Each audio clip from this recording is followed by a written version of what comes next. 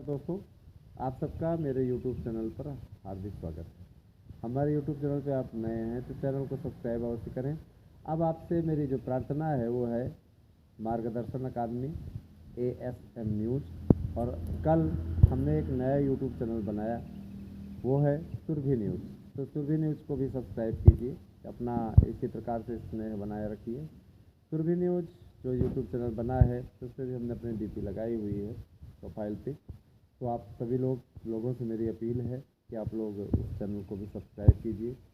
देखिए दोस्तों, आप लोगों को उसका लिंक भी भेज दिया जाएगा आपके व्हाट्सएप पे। जो लोग व्हाट्सएप पे जुड़े हुए हैं, जितने भी हमारे यूट्यूब से जुड़े हुए लोग हैं जो कि रेगुलर हमारे वीडियो देखते हैं, सुरभि न्यूज़ को भी अवश्य सब्सक्राइब करें। और मार्गदर्शन अकादमी के जो सब्सक्राइबर बम्पर सब्सक्राइबर हैं, उनसे मेरी अपील है कि वो हमारे यूट्यूब चैनल को सब्सक्राइब अवश्य करें।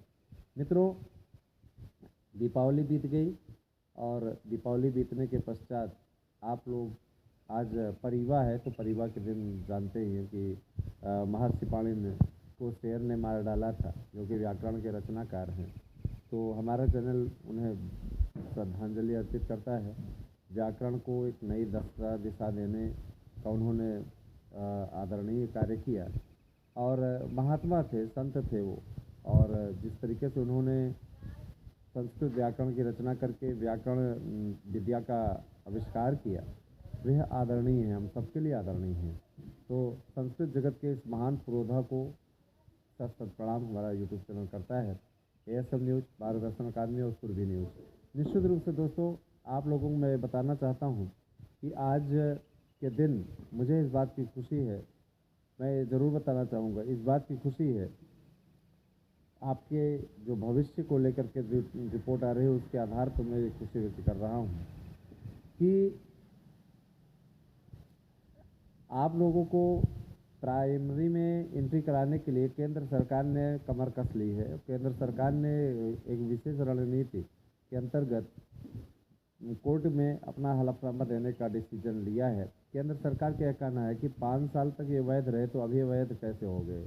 रही बात आवश्यक संशोधनों की, जिसको लेकर के कोर्ट ने आपत्ति की है, उस पर हम लोग कदम उठाने जा रहे हैं। और हम लोगों ने इस पर स्पेशल अपडेट भी, उन्होंने कहा कि स्पेशल रिपोर्ट हमने तैयार की है कि कहाँ कमियां रही और उसे हम दूर करके NCT को उन्होंने आदेश दिया है कि आप लोग, और केंद्र सरकार के महाधिवक्ता को आदेश दिया है कि आप जा कर के, मेहता जी, आप जा कर के क्या कहते हैं वहाँ पे दाखिल कीजिए, बताइए पूरी रिपोर्ट। B.Ed को बाहर नहीं किया जा सकता, वहाँ उनको बताइए। तो मान के चलिए कि अब ये कोर्ट खुलने के पश्चात, जैसे ही कोर्ट खुलती है वैसे ही आपके पक्ष में डिसीजन आ जाएगा। तो B.Ed के लिए अगर देखा जाए तो कहीं ना कहीं अच्छी स्थिति है और निश्चित रूप से देखा जाए तो बहुत ही बड़ा प्लस पॉइंट है ना।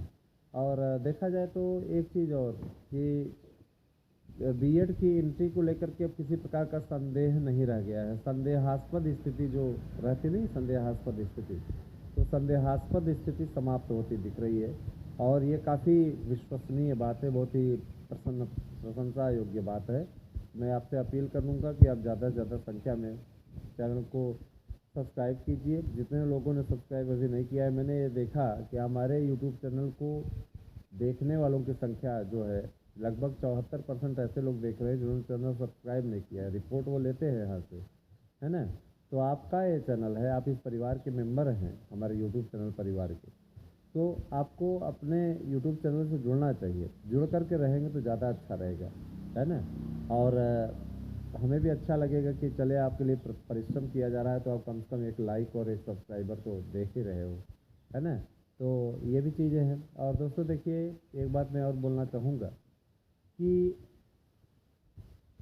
TGT PGT की परीक्षाओं को लेकर के नए आयोग में, जैसे ही नए आयोग की कार्यवाही शुरू होगी वैसे ही इस पर एक बड़ा डिसीजन आ जाएगा। रही बात ये कि जिन लोगों का भी चयन अभी तक नहीं हो पाया है वेटिंग लिस्ट इत्यादि में, तो वेटिंग लिस्ट में वो अपने आप नहीं हो जाएंगे। सीधा मैं यहाँ बोल रहा हूँ खुले मंच से, सीधा आपका अपने आप नहीं हो जाएगा। उसके लिए आपको संघर्ष करना पड़ेगा, उसके लिए आप लोगों को याचिका इत्यादि में जोड़ना पड़ेगा। आप इंतज़ार करते रह जाइए, अगर आप वेटिंग में अपने को हो जाइएगा तो उस दिन बताइएगा हम चैनल पे वीडियो बनाना छोड़ देंगे।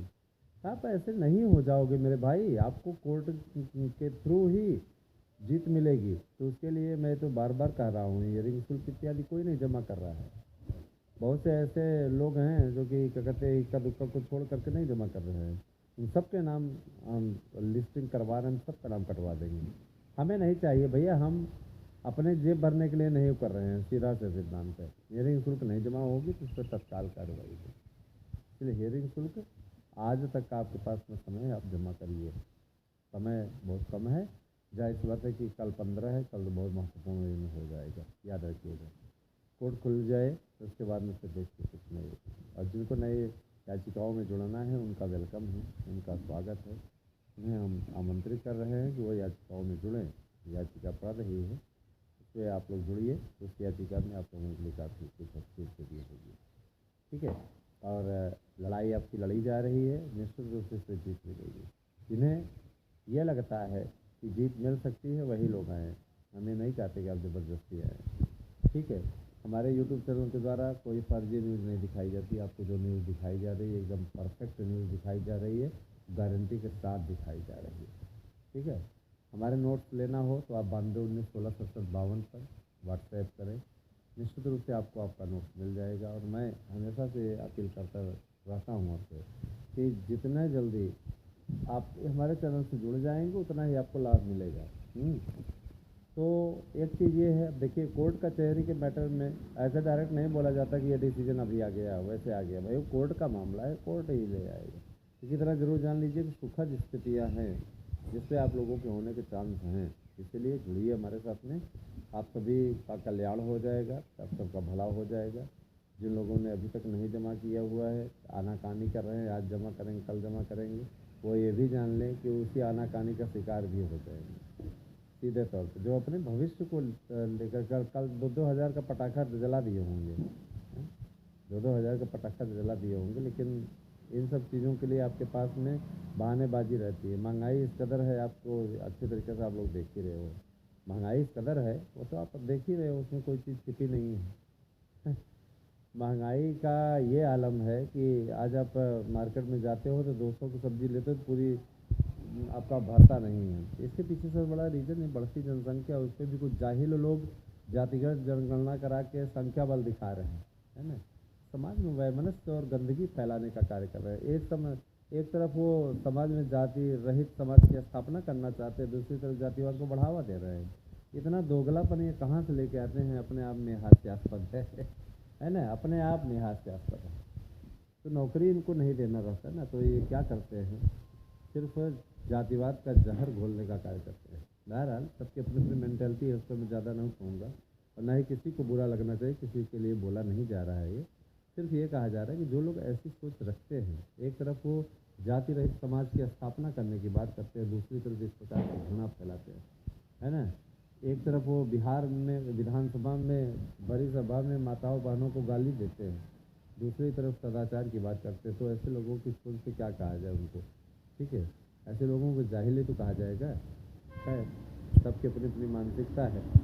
चलिए दोस्तों, बहुत बहुत धन्यवाद, आपसे जुड़ते हैं।